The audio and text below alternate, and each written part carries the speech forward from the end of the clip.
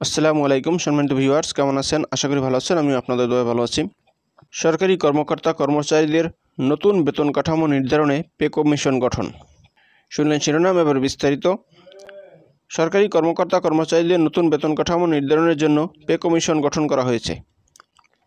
এ কমিশনের প্রদান করা হয়েছে সাবেক অর্থসচিব ও পল্লী কর্মসংস্থান ফাউন্ডেশনের চেয়ারম্যান জাকির আহমেদ খানকে। এই কমিশনকে 6 মাসের মধ্যে প্রতিবেদন দিতে বলা হয়েছে। বৃহস্পতিবার অন্তর্বর্তী সরকারের উপদেষ্টা পরিষদের সভায় এই কমিশন গঠনের সিদ্ধান্ত হয়। সভায় সভাপতিত্ব করেন প্রধান উপদেষ্টা অধ্যাপক মোহাম্মদ ইউনুস। বর্তমানে 2015 সালের পে স্কেল অনুসারে সরকারি কর্মকর্তা কর্মচারীরা বেতন ভাতা পান। বর্তমানে সরকারি কর্মকর্তা কর্মচারী আছে প্রায় 15 লক্ষ। 2 বছরের বেশি সময় ধরে দেশে উচ্চ মূল্যস্ফীতি বিরাজমান। এতে মানুষের প্রকৃত আয় কমে যাচ্ছে। এমন প্রেক্ষাপটে নতুন বেতন কাঠামো নির্ধারণে নতুন পে কমিশন গঠন করা হলো।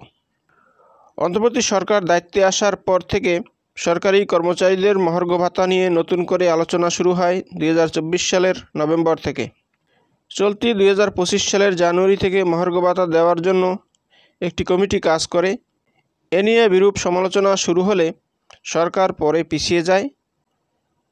পরে চলতি অর্থ বছরের বাজেটে সরকারি কর্মকর্তা কর্মচারীদের বিশেষ সুবিধা দেওয়ার কথা বলেন অর্থ উপদেষ্টা সালেউদ্দিন আহমেদ।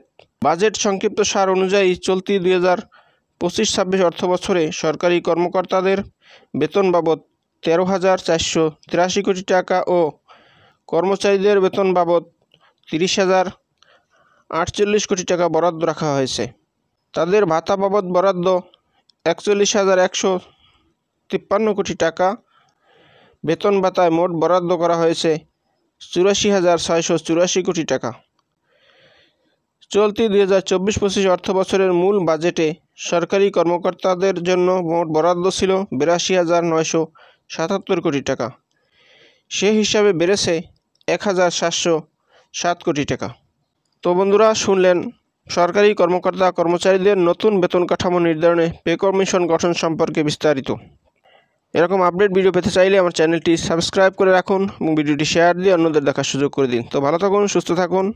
আবার কথা হবে নতুন কোনো ভিডিওতে। সে পর্যন্ত শুভকামনা রইল। আসসালামু আলাইকুম।